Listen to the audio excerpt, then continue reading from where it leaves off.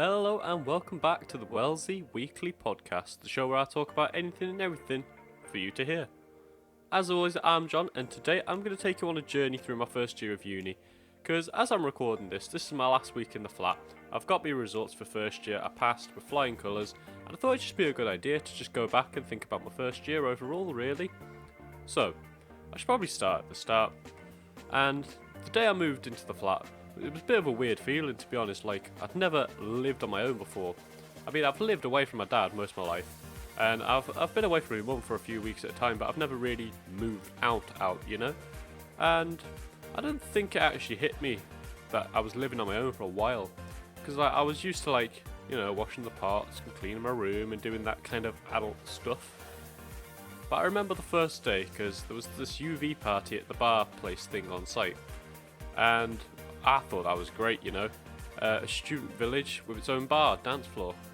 So, me and a few flatmates go down together and we stick together, you know, we got to stick together, you know, we don't know anybody else. And the party was alright, I guess, not gonna lie. I had more fun when I found this Irish hat on the floor, right? So, this hat, it was on the floor and it was looking for a head to sit on. And I just happened to have a head for that lonely hat. So, it was destiny that I found this hat, you know. And I still have this hat, and it will stay with me for all of my uni life, for all 4 years, baby, yeah. And I have totally figured out my next Halloween costume, right? I'm going to be a leprechaun, and that hat is going to be my ticket to being best costume of the year. It's all sorted. Now all I need is a green suit and to have a ginger beard. Anyway, I stole this shirt off on the first night as well. Well, I didn't steal it. It was more like, there was this guy on the stage throwing shirts into the crowd, and I thought I was never getting one of these things, right? I never do. But this guy threw one in my direction, and just instinctively, I just raised my hand, and it just went straight to my hand. I was just like, brilliant. But according to my flatmate, right, apparently there was this lass behind me that was very upset that I got that shirt. And I think, well, it didn't have your name on it, so it's mine. But that was a really good first night, to be fair. I didn't even wake up with a hangover, I don't think anyway, which was great, it really was. But the student village also has a pool room and a table tennis room, right? And I thought that was cool. And it was, to be fair, it was one of the reasons I picked the flat, because, like, I like pool, I like table tennis, and I mean, I'm not the best at either of them, but they're fun. So, me and my flatmate went down to the table tennis room on one of the first few days, and we started playing. And that's where we meet, like, some of our future housemates as well, you know. And we all started playing against each other, and we ended up getting along, which was great, because I think that's what I was more scared of when I moved, you know. I didn't know anyone, so I'm going to have to make friends with strangers, which kind of goes against, like, what you're told as a child, doesn't it? Like, you're told by adults, oh, don't talk to strangers, they might bite and take you hostage. Well, maybe not the biting part, but we've all heard that kind of thing, right? So, how the hell are you meant to make friends without talking to strangers? Because everyone's a stranger really until they're not. It's just a thought I had. Anyway, the flat I'm staying in is great, right? Good price for rent, an ensuite bathroom, and it's definitely bigger than my room at mum's. Like, I measured it once, and the floor space in my mum's is 7 by 7 foot. Now that is small. That's like smaller than small. That is smaller than a prison cell. I checked it out online once. So, anything's got to be bigger than that, right? And I felt like Harry Potter above the staircase, honestly. Growing up, it was just mental. I also blame the room for being short, right? Because I'm 5'8", and that's average height, right? But I barely know any dudes shorter than me. Like, where are all the midgets hiding? Like, and why is everybody 6 foot fudge, right? Like, I don't believe I'm average height. And I blame my room, because I couldn't even fit a normal bed inside there. So any room bigger than that is an improvement.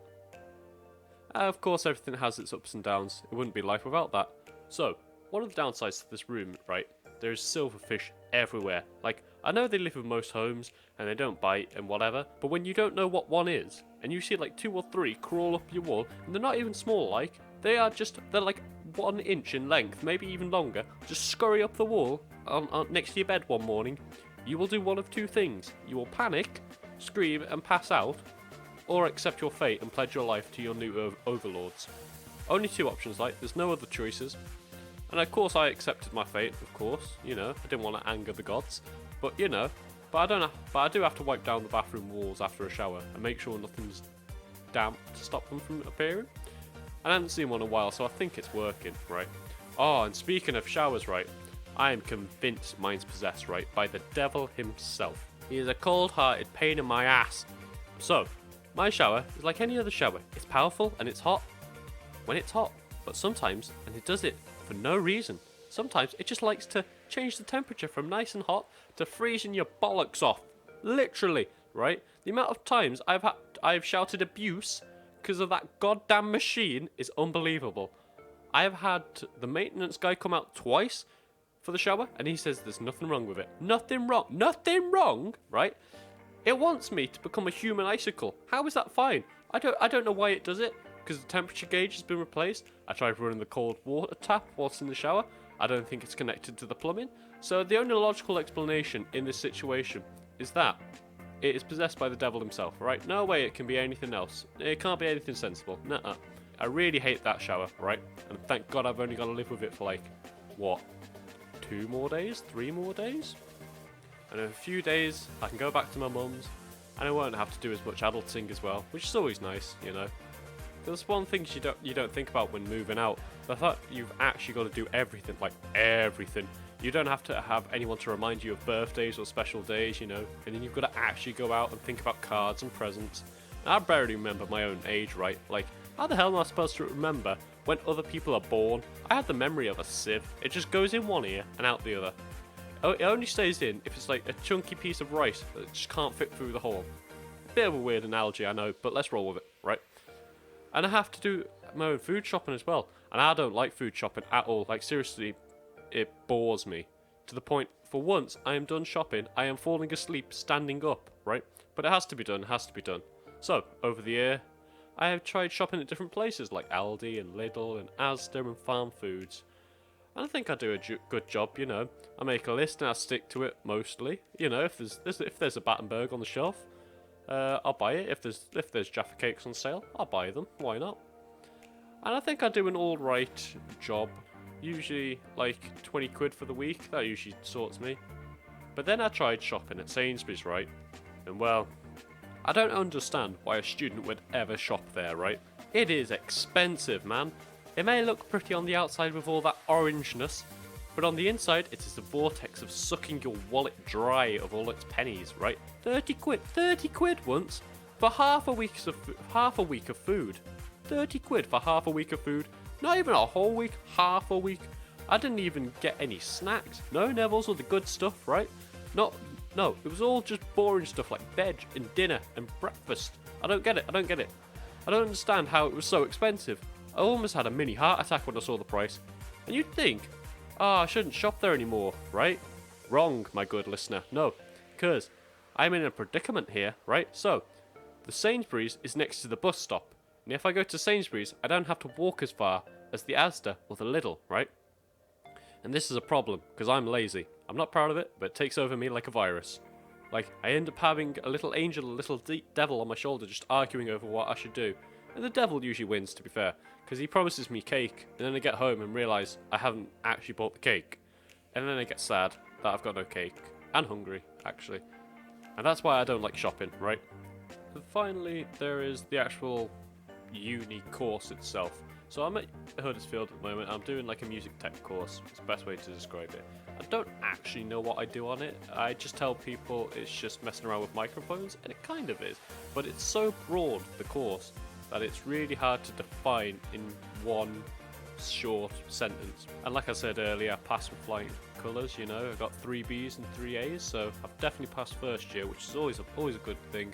But it's weird because like I passed the module. Well, I got higher marks in the modules I didn't think I'd get higher in, and I got lower grades in the ones I thought I did well in, which is a weird thing. And people always ask me like, is it worth going to uni? And I think it is, to be fair, but it depends on the course you do. Because like, I absolutely love uni. It's the best thing I've ever done in my life, right? And I think that's because I enjoy my course a lot. Like, I've never had the opportunity to do the things I do at uni. So I'm just like embracing it, and I'm just like, yes, this is what I'm going to do. I'm doing this. This is great. Whereas other people, they don't like their course so much, and they just don't seem to have the same enjoyment as I do. So only go to uni if you really want to, I'd probably say. And if you're not going to uni for the course itself, then just go for the experience, because like you do meet a lot of cool people, a lot of interesting people, a lot of weirdos as well, actually, thinking about it. And you know, I think it's just a general experience, you know, you've got to experience, you know, hearing people having sex above you in the other flat, although I've never heard that yet, so thank God for that. Yeah, and going out and having a good time and living away from home, you know, just get that experience. It's just all good fun, really. And it's weird to think that I've just like completed the first year because it went so fast. But I'm looking forward to the second year, you know. If it's anything like the first year, it's just going to be great. So yeah. So that's my first year of uni done, really. I'm sure next year will be even more mental. And I think life gets crazier the older you get anyway. So, if you've liked what you've heard today, let me know down below, and I shall catch you all in the next show. Until then, enjoy a cuppa.